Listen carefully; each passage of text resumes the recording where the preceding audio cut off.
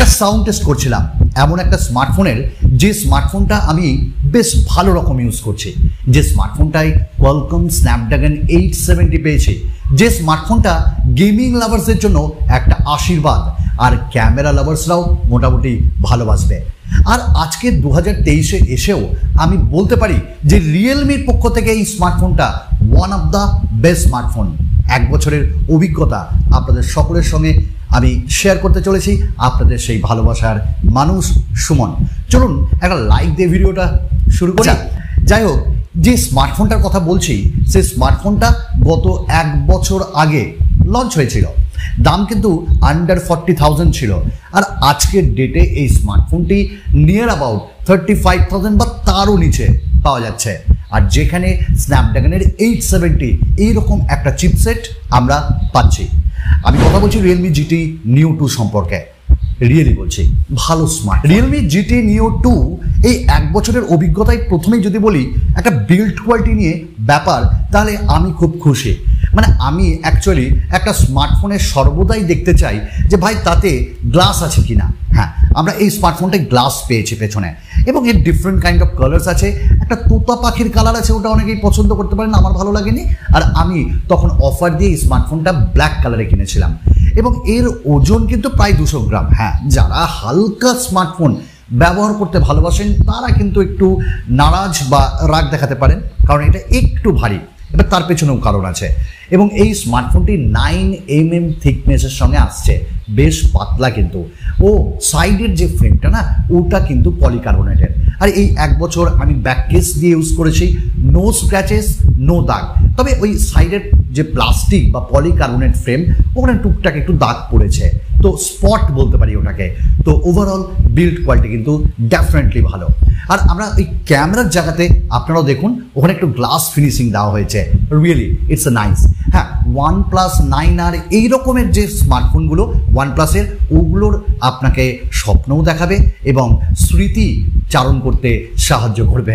আসলে Realme, OnePlus এরা তো সব একই গোয়ালের গরু।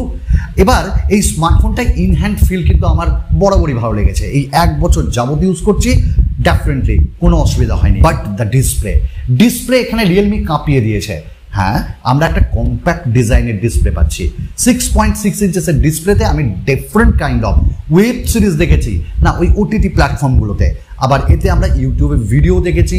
এবং এই স্মার্টফোনটার যে কালার্স না, ওটা খুব ভাইব্রেন্ট, এবং ব্ল্যাক লেভেল যেটা যদি আপনি ডিপের দেখেন, ওটাও খুব সুন্দর। তো ওভারঅল আমি যখন ইনডোর বা আউটডোরে ইউজ করেছি, নো প্রবলেম।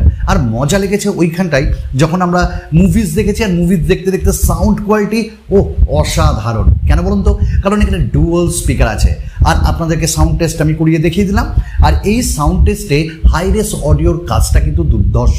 তো ডেফিনেটলি 120 হার্টসের রিফ্রেশ রেট যখন আমরা জাস্ট গেমিং করেছি, আমরা স্ক্রল করেছি ফেসবুক, টুইটার বা গুগল ক্রোমে, অসাধারণ একটা ফিলিং। তবে 90 হার্টস, 120 হার্টস আপনারা চেঞ্জ করতে পারবেন। তবে তার থেকেও বড় ব্যাপার, 1300 নিটসের পিক ব্রাইটনেস থাকার জন্য আউটডোরে কোনো অসুবিধা হয়নি, ইনডোরতে কোনো সমস্যাই নয়। তবে রিয়েলমি এতে একটা নতুন টেকনোলজি দিয়েছে। নতুন টেকনোলজি কিনা জানি না, 600 হার্টসের টাচ স্যাম্পলিং রেট। এবং আমি S21FEর সঙ্গে ওটাকে তুলনা করেছি। ডেফিনেটলি যখন খুব স্পিডই আমি এখানটায় টানছি দাগ, তখন কিন্তু অসুবিধা হচ্ছে না। একদম দেখুন ডটগুলো কত কম S21FEর থেকে। তো এখানে যে টাচ স্যাম্পলিং রেট যেটা রিয়েলমি বলেছে সেটাই দিয়েছে। তো এত কিছু জিনিস আমরা পেয়েছি। কর্নিং গরিলা গ্লাস 5-এর প্রোটেকশনও আছে, চিন একদম নেই বললেই চলে। আর সাইডের পাঞ্চটা একটু বড় মনে হবে, কন্টেন্ট দেখতে অনেকের অসুবিধা হতে পারে, বাট প্রত্যেকদিন দেখতে দেখতে কোনো অসুবিধার সম্মুখীন আমরা হব না। ওয়েল, তো ডিসপ্লে নিয়ে আমাদের কোনো কিছু বলার নাই। আর অ্যামোলেড ডিসপ্লে, দ্যাটস ওয়াই এখানে আমরা ইন ডিসপ্লে ফিঙ্গারপ্রিন্ট স্ক্যানারও পেয়েছি। অ্যান্ড এক কথাতে কাজ হয়, এক কথাতে, বারবার বলতে হয় না।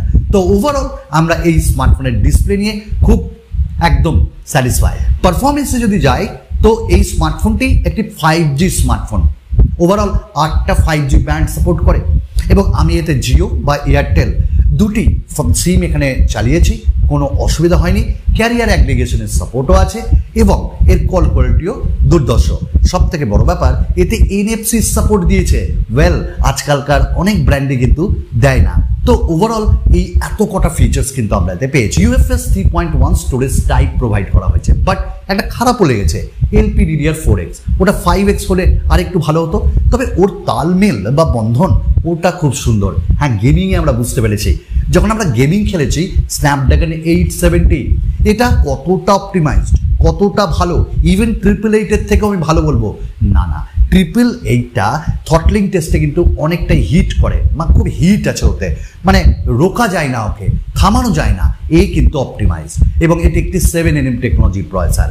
ওভারঅল 7 লাখের উপর আমরা অন্তত বেঞ্চমার্ক স্কোর পেয়েছি, 49 FPS আমরা গেমিংও করতে পেরেছি। আর সব থেকে বড় ব্যাপার, যখন আমরা BGMI খেলেছি তো ওইখানটায় আমরা স্মুথ, আলট্রা, এইচডি, HDR এরকম ডিফারেন্ট কাইন্ড অফ যে সেটিংস তাতেও খেলেছি, কোনো অসুবিধা নেই। হ্যাঁ, হালকা ফুলকা প্রথমের দিকে গরম হচ্ছিল, আপনার তার আপডেট পেয়ে এখন স্মার্টফোনটি অত গরম হয় না, এবং এতে কুলিং টেকনোলজিও তো ইউজ করেছে আমাদের রিয়েলমি বাবা। তো এতে গেমিং পারফরমেন্স তুখর, তাই জন্য বলছি গেমিং লাভার্সদের জন্য কিন্তু অসম্ভবভাবে ভালো এটা। এবং এই স্মার্টফোনের আরেকটা জিনিস খুব সুন্দর, এবং সেটা হলো আমরা ডে টু ডে ইউসেজে অনেক অ্যাপ্লিকেশন ইউজ করি, এবং সেই অ্যাপ্লিকেশনগুলো কখনো হেভি হয়, কখনো মিডিয়াম হয়, ঠিক না? আপনারাও ইউজ করেন, সেখানেও কিন্তু এর পারফরমেন্স একদম দুরন্ত। র্যাম ম্যানেজমেন্ট খুব ভালো, প্রত্যেকটা অ্যাপ্লিকেশন কিন্তু র্যামে রেখে দিচ্ছে। তো ডেফিনেটলি পারফরমেন্সের জন্য এটা তো অগ্রাধিকার পাবে আজকের ডেটেও। এবং এখানটাই ক্যামেরার ক্ষেত্রে স্ন্যাপড্রাগন 870-র অপটিমাইজেশন চোখে পড়ার মতো। আমরা যখন ক্যামেরার পিকচার নিয়েছি তখন ক্লিক করতে সময় নেয়নি, আর প্রসেসিংয়েও কোনো টাইম নেয়নি। অন্যান্য স্মার্টফোনকে আমরা দেখি ক্লিক করার পর প্রসেসিং করতে সময় নেয়, এখানে কিন্তু তা ও ক্যামেরা বলছিলাম না, 64 মেগাপিক্সেলের প্রাইমারি সেন্সার, আর তারপর 8 মেগাপিক্সেলের আল্ট্রা ওয়াইড, 2 মেগাপিক্সেলের পাতে দেওয়ার অযোগ্য একটা ম্যাক্রো লেন্স, আর সামনে 16 মেগাপিক্সেলের selfie camera. 4K video recording 60 FPS এ পেছনের ক্যামেরা দিয়ে করতে পারবো, সামনের ক্যামেরায় ফুল এইচডি। কিন্তু আমরা আউটডোরে যখন পিকচার তুলেছি সেলফিতে আমাদের মনে হয়েছে যে পেছনের যদি আলো আসে তাহলে এটা একটু ব্লার করে দিচ্ছে, বাট আফটার আপডেট এই সমস্যা কিন্তু প্রথমের দিকে ছিল, এখন আর নেই। তো এখানে কালার ব্যালেন্স খুব সুন্দর, কালার বেশ একটু ওভার পাঞ্চি আপনাদের মনে হবে, অনেকের ক্ষেত্রেই ওটা ভালো লাগবে, এবং বেশ ন্যাচারাল কালারই দেয়। সব থেকে ভালো পোর্ট্রেট মোডে পিকচার কোয়ালিটি রিয়েলি দারুণ। হ্যাঁ, আল্ট্রা ওয়াইড 8 মেগাপিক্সেল যেমন ওই রকমই দিচ্ছে আর কি, খুব যে আহামরি তা না, আর ম্যাক্রো ট্যাক্রো আমরা ছেড়ে দিচ্ছি। এবং 16 মেগাপিক্সেলের সেলফি ক্যামেরা আফটার আপডেট অনেক অপটিমাইজড হয়েছে, অনেক ভালো। এবং আজকের ডেটেও 16 মেগাপিক্সেলের সেলফি ক্যামেরা ডেফিনেটলি অন্যান্য ব্র্যান্ডের স্মার্টফোনকে ইজিলি কম্পিট করতে পারে, ইভেন রিয়েলমির নিজস্ব স্মার্টফোনগুলোকেও কম্পিট করতে পারে। বাট আরেকটা কথা, ভিডিও রেকর্ডিংয়ে আমরা পোর্ট্রেট মোডে ভিডিও ক্লিক করেছি, দারুণ ব্যাপার।